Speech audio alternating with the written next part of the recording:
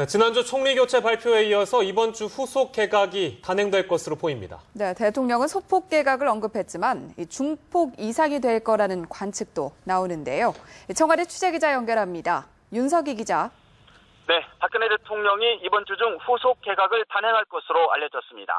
민심 이반을 막고 집권 3년차 동력을 확보하기 위해 속전속결식 후속 개각이 필요하다고 판단한 것으로 보입니다. 당초 이르면 오늘 중 후속 개각이 있을 것이란 관측이 있었지만 최종 인선 작업이 마무리되지 않아 늦어지고 있는 것으로 알려졌습니다. 박 대통령이 소폭 개각 구상을 밝혔지만 총리 교체로 인해 폭이 다소 커질 가능성도 있어 보입니다. 공석 중인 해양수산부 장관에는 새누리당 유기준 의원과 허남식 전 부산시장이 거론되는데요.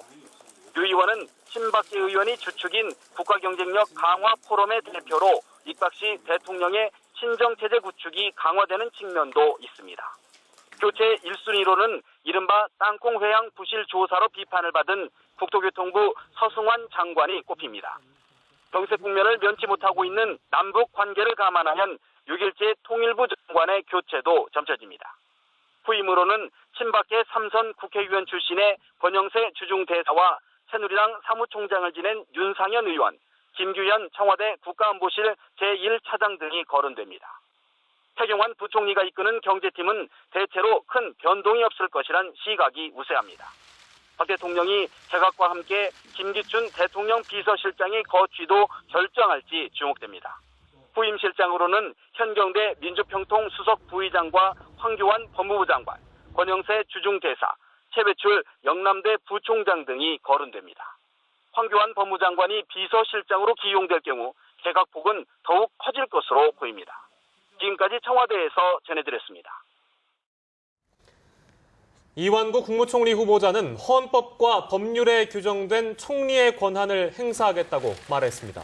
이 후보자는 서울 통이동 집무실로 출근하는 길에 책임 총리로서 권한을 어떻게 행사할 것이냐는 취재진의 질문에 책임 총리라는 말이 법률 용어는 아니고 정치적 용어라며 이같이 밝혔습니다.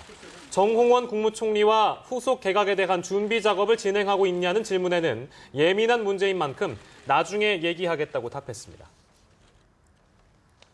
이완구 국무총리 후보자는 처가의 토지를 부인을 거쳐서 차남에게 증여한 과정이 편법 증여 아니냐는 일부 언론의 의혹은 사실이 아니라고 해명했습니다. 이 후보자 인사청문회 준비단은 보도 참고 자료를 통해 2002년 후보자 부인이 부모로부터 땅을 증여받으면서 규정에 맞게 세금을 냈고 2011년 이 토지를 다시 차남에게 증여하면서 증여세 신고를 마쳤다고 밝혔습니다. 부인이 낸 증여세는 3천여만 원, 이후 차남이 분할 납부 중인 증여세는 5억 1천만 원으로 총 증여세는 5억 4천만 원입니다. 이는 처가에서 직접 차남에게 증여했을 경우 부담했어야 할 증여세 4,300만 원에 비해서 5억여 원이 많은 금액이라고 설명했습니다. 새정치연합 문희상 비상대책위원장은 이번 청와대 개편은 박근혜 정부 출범 이래 최악이라고 할 수 있는 인사 참사라고 말했습니다. 문 위원장은 당 비대위원회의에서 사퇴 없는 조직 개편, 이름만 바꾼 수석실, 수석과 중복된 역할의 특보단 신설 등을 인적 쇄신이라 생각하는 국민은 없다며 이같이 강조했습니다.